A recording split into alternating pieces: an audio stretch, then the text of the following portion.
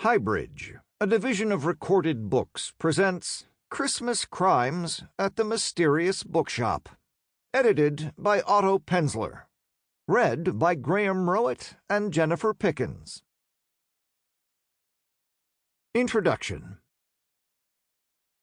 The Mysterious Bookshop opened its doors on Friday the 13th of April, 1979 at West 56th Street, more or less behind Carnegie Hall.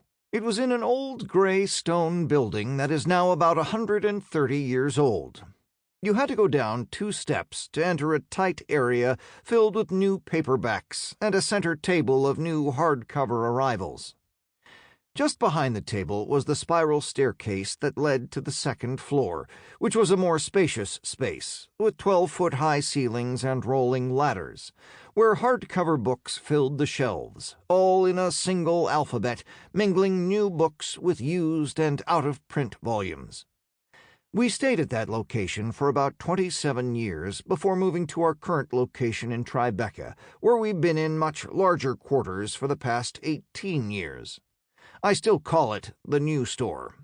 We had struggled to stay in business during the early years, but things had improved dramatically after the first decade, and I wanted to do something to thank our customers. I thought a free story from a favorite author might be nice.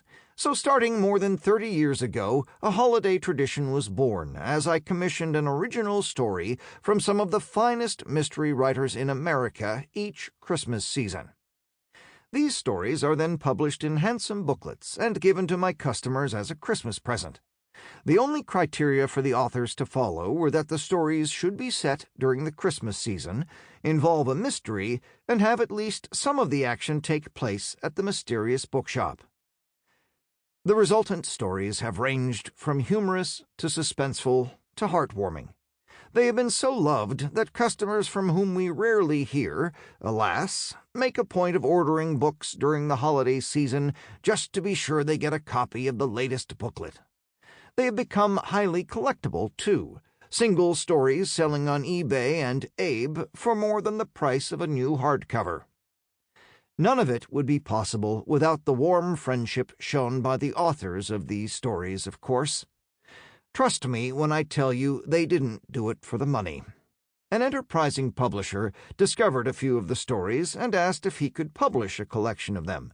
So Vanguard issued a hardcover of Christmas at the Mysterious Bookshop in 2010, long out of print, followed by a paperback the following year with an extra story that is still in print and is one of the best-selling books in the store year-round.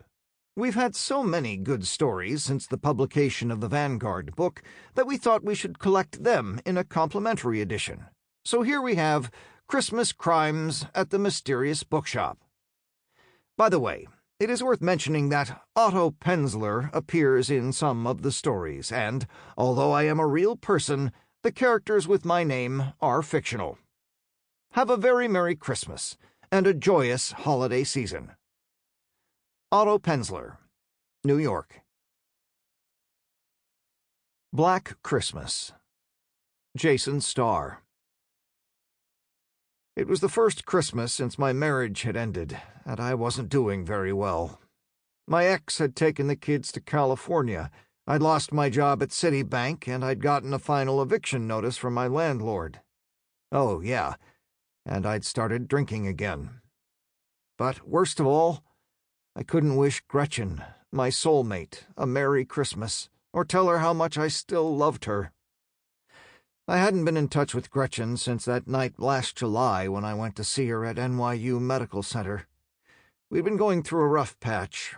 I was aware of that, but I knew her sudden change in attitude toward me was only temporary, that I could win her back if I tried hard enough.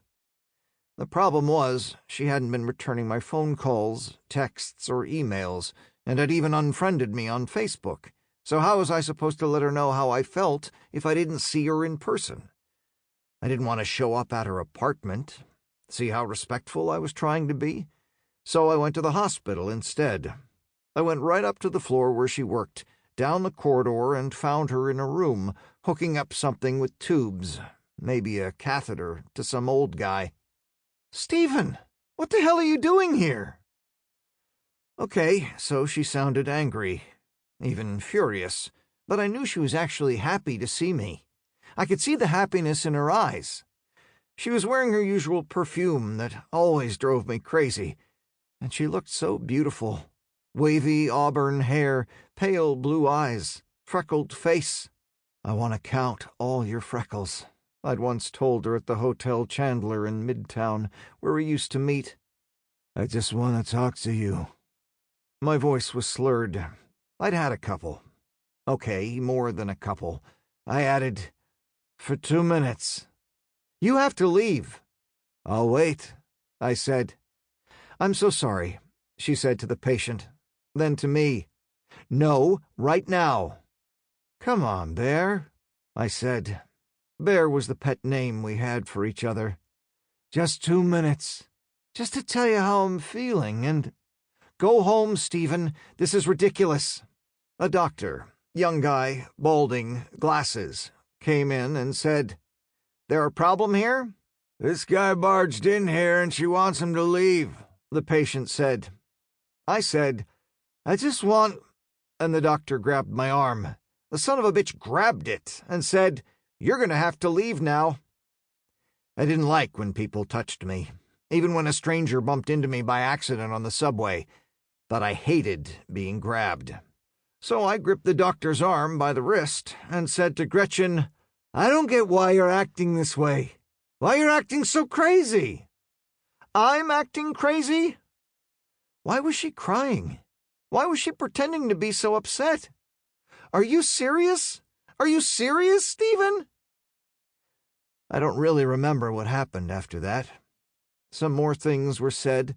The doctor threatened me and tried to grab me again. I probably hit him. And then a security guard showed up.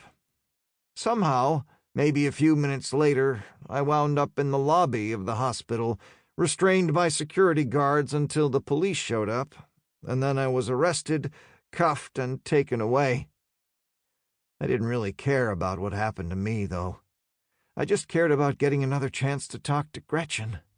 I knew she was seeing things all wrong now, as if she'd been brainwashed, and me showing up at the hospital had only made the situation worse. I knew I could get through to her if I had 2 minutes. Just 2 minutes to talk to her. I knew if I could just talk to her one more time, I could convince her that she was making a huge mistake, that she had to give it a shot. No, that she had to be strong. Yes, be strong, and trust what she had with me. "Just try it," I'd tell her. "Just give it a shot." I'd tell her that everybody was afraid of change, but sometimes you just have to jump in and take a risk, that was what relationships were all about. And I'd tell her that I would be there for her no matter what. I'd tell her I'd go to City Hall and marry her the day she left her husband. And I'd tell her how good she'd feel when she left him for good and was in a healthy, stable relationship with me. Oh, and I'd remind her again that we were soulmates. That she'd said we were soulmates. That was what this was all about, after all, wasn't it? So what was the point of going through all of this? Saying all those things to each other, putting everything on the line, just to wind up like this? Seriously, I'd say, what was the point? I'd met Gretchen last year, ironically, I guess, on Christmas Eve. I thought I was unhappy then, but maybe I was just in a bad rut.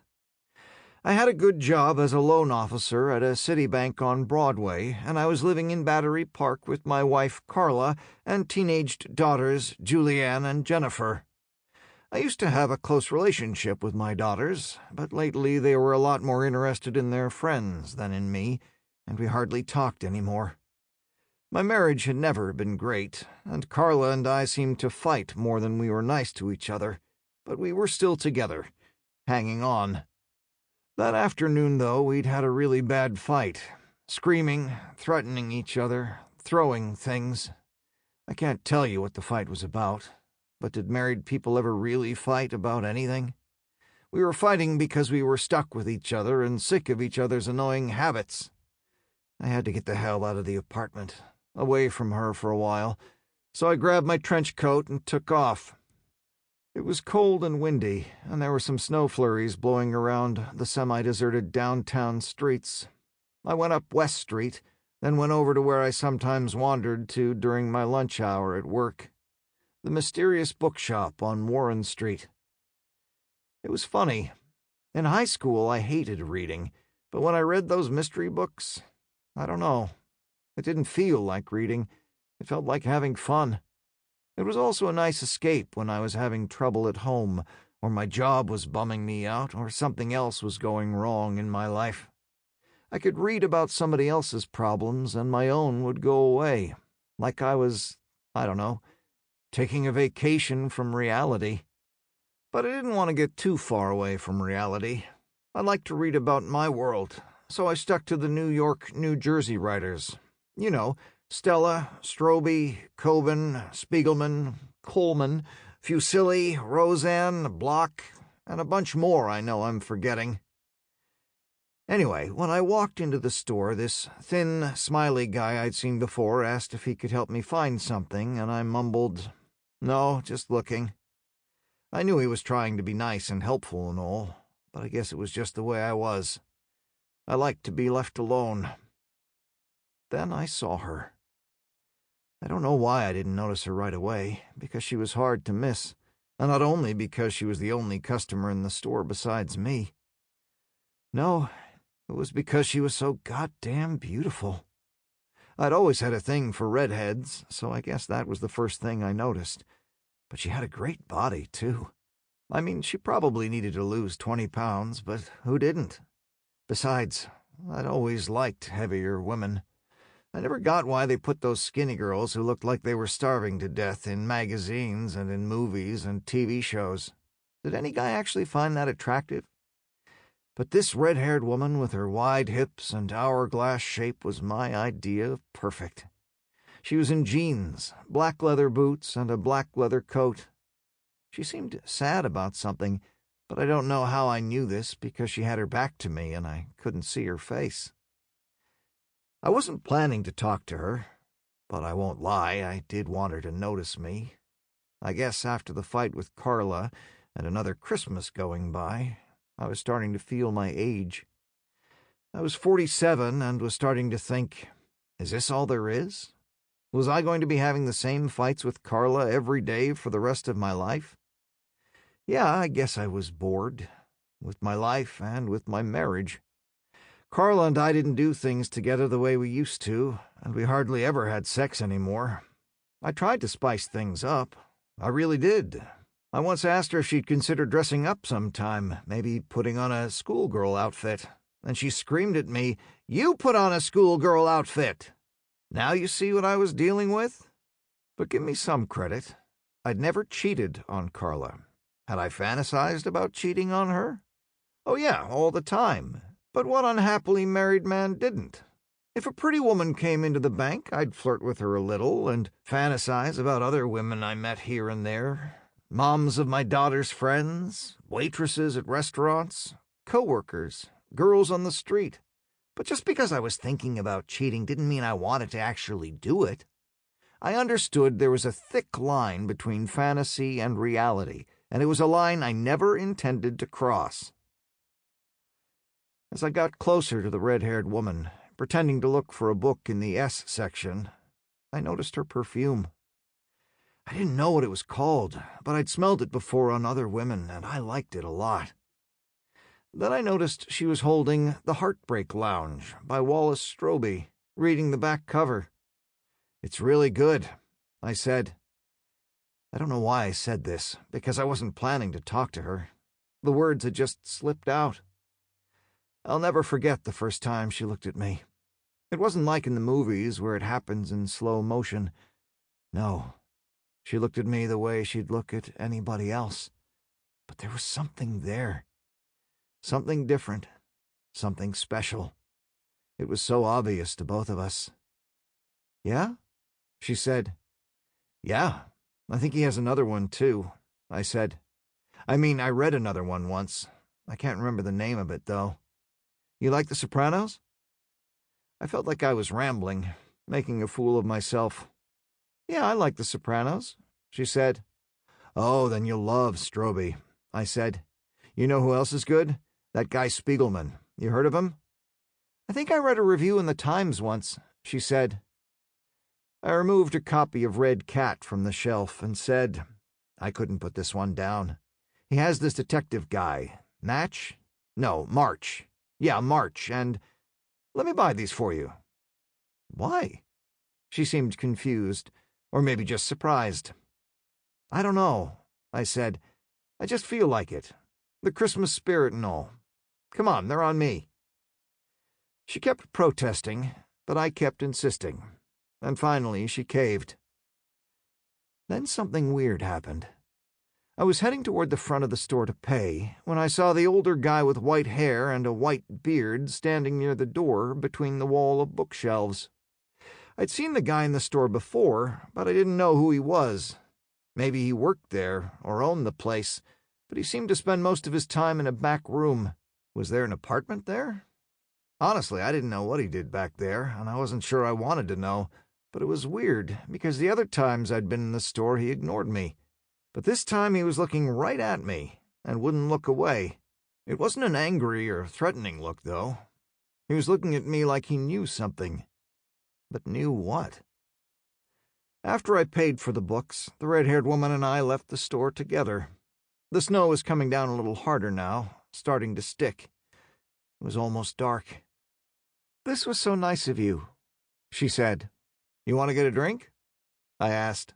I didn't know why I'd asked this when I was married with 2 kids and I was an alcoholic who'd been sober for over 7 years.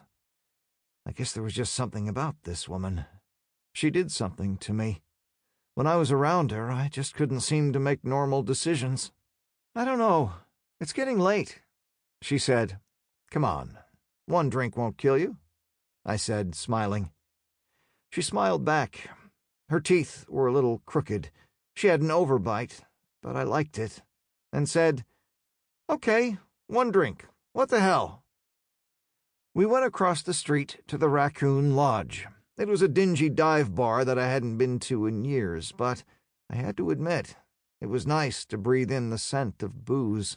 We both ordered beers.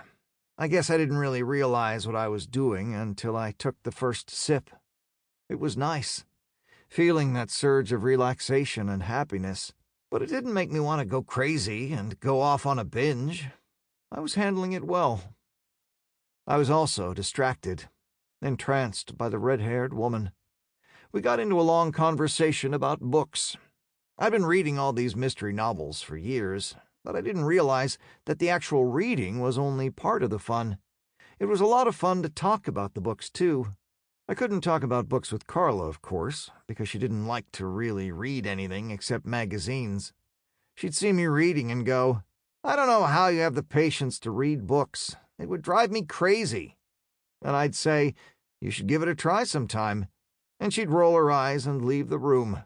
It turned out that the red-haired woman and I had read a lot of the same books, though, and she told me about some other ones I should read. She said she'd email me a list sometime, which was nice to hear, because it meant we were going to stay in touch, that this wasn't going to be a one-time thing. After maybe an hour, we were still into our first beers. See, I had it under control, when she said, "You haven't even asked me my name yet." I realized she was right. We'd been so caught up, talking, asking her name hadn't occurred to me. "I'm Stephen," I said. "Gretchen," she said. We shook hands, and, just like when we'd looked at each other the first time, I knew this would be another experience I'd never forget. "So," she said, "how long have you been married?" I was confused. Had I mentioned this in conversation? Then I saw her gaze shift briefly toward my left hand and my wedding ring. I looked at her left hand and saw she was wearing a wedding ring as well. "Long time," I said. "Maybe too long." "Yeah, tell me about it," she said.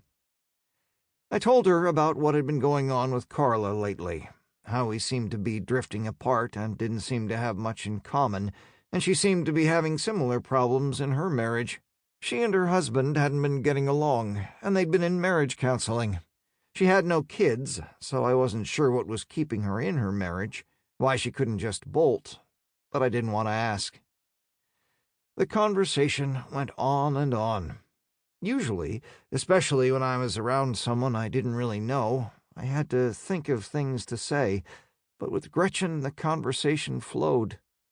I told her about my job, how I liked it, but how it was boring a lot of the time, too, and she told me all about her job as a nurse. Then it turned out we both grew up in central Jersey, just a few towns apart, and that gave us even more to talk about. At about 8 o'clock, she said she had to get back, that her husband was expecting her and she didn't want him to get upset. I was disappointed because, even though I knew Carla was probably wondering where I was, I could have stayed there all night. We left the bar together and walked. It was snowing harder, maybe 2 inches on the sidewalk already. At the corner, she was going to get a cab up to her place in the East 20s. We told each other that we'd had a great time and how great it was meeting. I wanted to kiss her, and feeling good from the 2 beers I'd had, there really was nothing stopping me. I knew she wanted to kiss me too, but I didn't try. "Well, good night," I said, already feeling the loss. Then as I started to walk away, she said, "Oh, your email, so I can send you the names of those books." She punched my email address into her phone and then got in a cab and was gone. Immediately, I feared I'd made a huge mistake. I should have asked for her email or phone number. She'd probably wanted me to ask. What the hell was wrong with me? Maybe now she'd think I wasn't interested and she wouldn't bother to contact me. Not trying to kiss her had also been incredibly dumb. I didn't even kiss her goodnight on the cheek, for God's sake. Back at my apartment, I was miserable. My daughters were out doing whatever, so it was just me and Carla. She started a fight with me because I'd left dishes in the sink, and then went to bed early. Meanwhile, I couldn't stop thinking about Gretchen, smiling, remembering bits of our conversation at the bar. She hadn't emailed me yet, though, and I was worried I'd never hear from her again. I stayed up past midnight, checking my email every few minutes. Finally, I fell asleep on the couch. I'd been sleeping on the couch most nights lately, and woke up at around dawn, and checked my email right away. Still nothing from Gretchen. I told myself that it didn't mean anything, that she still might get in touch, but it was hard not to feel the devastation. I couldn't stop thinking about her eyes, her voice, the smell of her perfume. I really didn't know what I was going to do without her. I showered in water as hot as I could stand. When I came out, before I toweled off, I checked my phone again. My pulse accelerated when I saw the email. "Lovely meeting you, Stephen, and thank you again for the books. I was up reading the Stroby book all night. Thanks for the excellent recommendation. Merry Christmas." I read the note at least 5 times, maybe to convince myself that she'd actually contacted me, that this wasn't just some wonderful dream or hallucination. Then another email arrived. "Maybe this is crazy, but would you like to meet me today?" I wrote back, "Yes. What time?" We arranged to meet at noon, on the steps of the New York Public Library. I was so excited that I'd nearly forgotten that it was Christmas morning, and I still had to open gifts with my family. When Carla woke up, she still seemed angry at me from last night and muttered, "Morning," on her way into the kitchen to make coffee. My daughters had stumbled in around 3 in the morning and looked hungover when they came out to the living room at about 10. I was craving another drink myself, but not as much as I was craving seeing Gretchen again. After we opened presents, a few shirts from me from Carla, a couple of sweaters for Carla from me, and gift cards for the kids, we had a family breakfast. There wasn't much talking. The kids were busy texting, and Carla still seemed angry, and we didn't have much to talk about anyway. Meanwhile, I was just thinking about how I couldn't wait to get away to see Gretchen.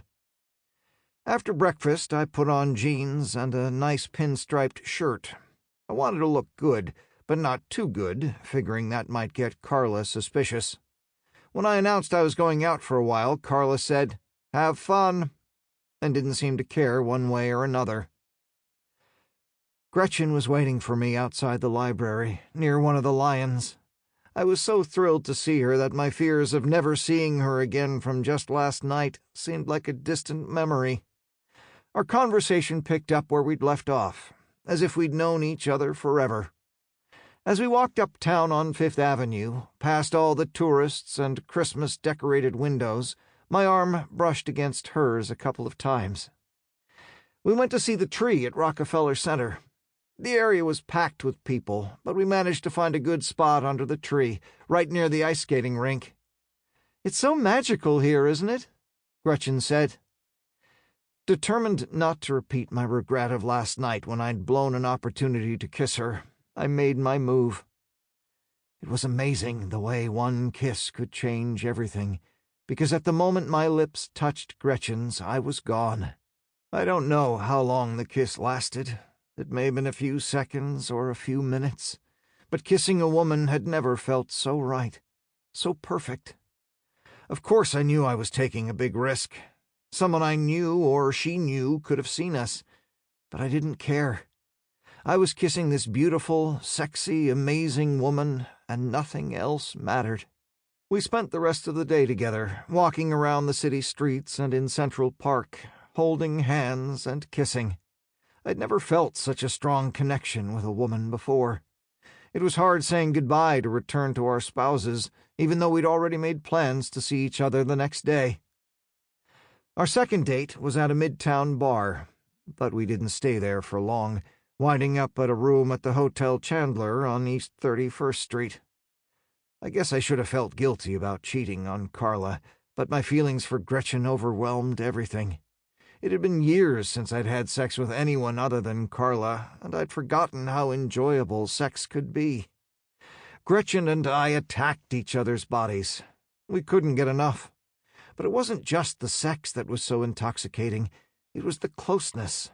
I'd never felt that kind of closeness before. Pretty soon, Gretchen and I were having a full-blown affair. We saw each other whenever we could, during our lunch hours, evenings, weekends. We lied to our spouses, saying we were going out with friends or had to stay late at work. Lying was hard at first, but I was surprised how quickly I got used to it, how it became normal. The affair wasn't just about the sex and passion, though. We became best friends, too. Sometimes when we just met for drinks. Yeah, I was drinking again, pretty regularly. We talked non-stop about books, our work, our troubled marriages, and whatever else was going on in our lives. The amazing sex we had was just a bonus of our relationship. It was so refreshing to be with a woman who was uninhibited in bed, who'd do anything to make me feel good. Yeah, she had no problem putting on a schoolgirl outfit, and she looked sexy as hell in it. One night at the Chandler, after we'd been seeing each other for about a month, we were in bed, naked, wrapped in each other's arms, and she whispered in my ear, "You're my soulmate, Stephen. We were meant for each other." And I told her I felt exactly the same way. The more time we spent together, the closer we got. Then Gretchen brought up the idea of us leaving our marriages. At first, getting divorced was easier for her to consider than for me because she didn't have kids, and her marriage had been in trouble for a long time. She told me that she'd almost left last year, and that her husband had even hit her a few times. I knew going through a divorce with Carla would be difficult. One thing she loved was a good fight, and I was worried about how my daughters would take it. But I agreed that Gretchen and I had to be together permanently, that we couldn't continue like this forever. Finally, one afternoon in early May, Gretchen and I met for lunch at a Chinese place near Union Square and made a pact. That night, I would ask Carla for a divorce, and she'd ask her husband for a divorce. We knew it wouldn't be easy, that there would be a lot of drama and pain, but we would deal with the fallout together. As long as we had each other, everything would be okay, and someday we'd look back at this decision and realized it was the smartest thing we'd ever done. When I returned home after work, I was eager to get it over with. I didn't want to hurt Carla, But I knew what I'd been doing was wrong, and that by ending my marriage sooner rather than later, I'd be doing her a big favor in the long run. I expected that my daughters would... Sample complete. Ready to continue?